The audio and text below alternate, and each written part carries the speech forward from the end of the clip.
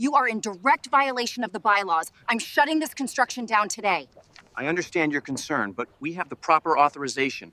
At 6:12 a.m., I stepped onto my lake dock with a hot mug of coffee and got hit by a wall of flashlight beams and camera lenses. Cold air cut through my hoodie. The HOA president's SUV sat crooked at the curb with hazards flashing, making the wet asphalt shine like a warning sign. 3 board members marched down my path like they owned my feet. Clipboards. Bright vests. Phones recording. And right behind them was Karen from 2 houses over, smiling like she'd won the lottery. She raised a little handheld camera and said, loud and clear, "We are documenting this violation." Then she slapped a neon orange notice of immediate stop work on my dock post, even though I wasn't building anything.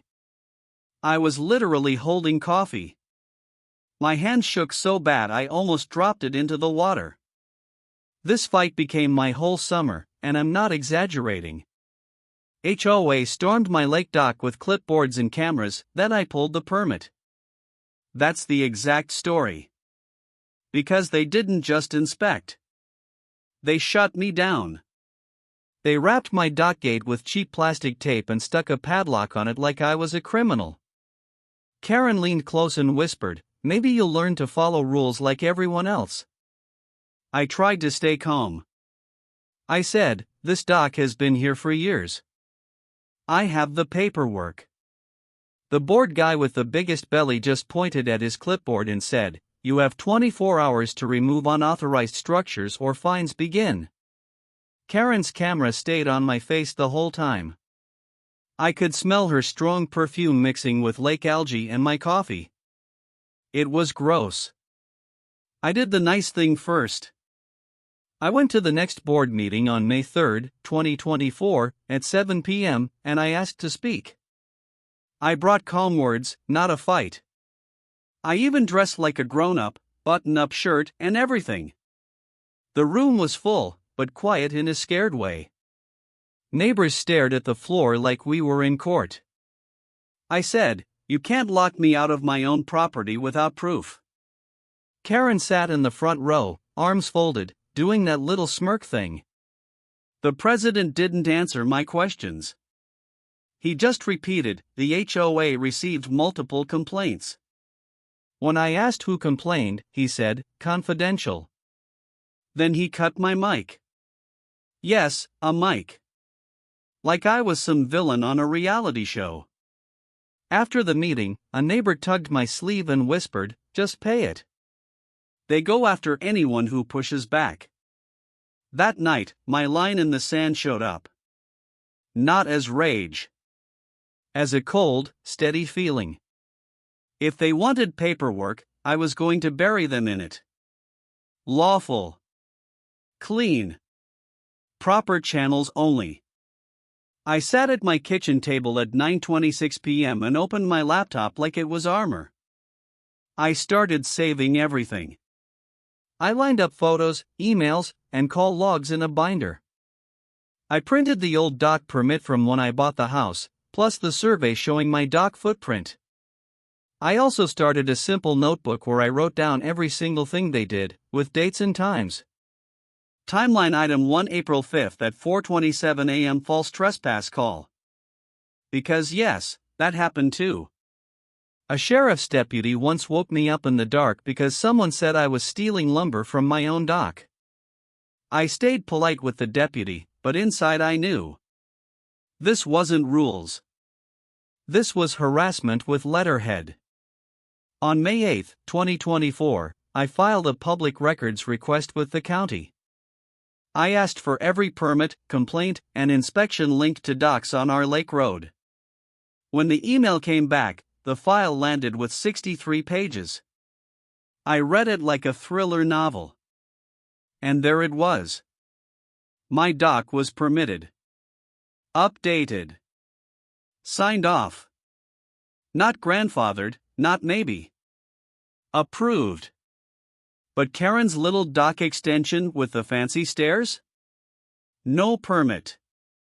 No inspection. And the HOA? They weren't even listed as the owner of the common shoreline strip they claimed to control. It belonged to the county as an easement. That meant their padlock stunt wasn't just petty. It was dumb. I also found something else. Karen had called in 5 urgent complaints in 2 months, all about me. Patterns of false reports can be prosecuted. That sentence sat in my head like a bell. I didn't storm over their screaming. I waited for their next big moment. It came on May 15, 2024, at 6:40 p.m., when the board announced a dock hearing on the shoreline, like some outdoor trial. They showed up again with clipboards and cameras, and Karen brought 2 friends who kept whispering and giggling. I showed up with one thing, a clean folder and a calm voice. I said, "Before we start, I'd like the county inspector to speak first." The president blinked like he'd swallowed a bug. Then the inspector stepped forward, badge visible, and asked the HOA why they were blocking permitted access. Neighbors started drifting closer. Someone started filming. Karen's smile slipped.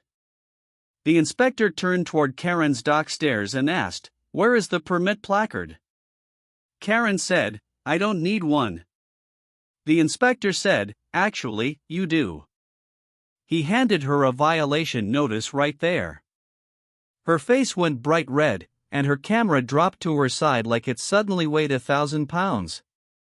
People didn't just watch. They enjoyed it. I heard little snorts of laughter. A teenager behind me said, "This is better than TikTok." Someone posted the clip to our neighborhood page, and within an hour, it had comments like "finally" and "about time" and "who locks someone out of their own dock?" The authority flip got even bigger 2 days later when a deputy came by at 10:18 a.m. and asked me about repeat calls. I showed him my binder. I showed him my labeled notes. I showed him the padlock photos and the emails. He nodded slow and said, "We've noticed a pattern." Then he walked next door and talked to Karen for a long time.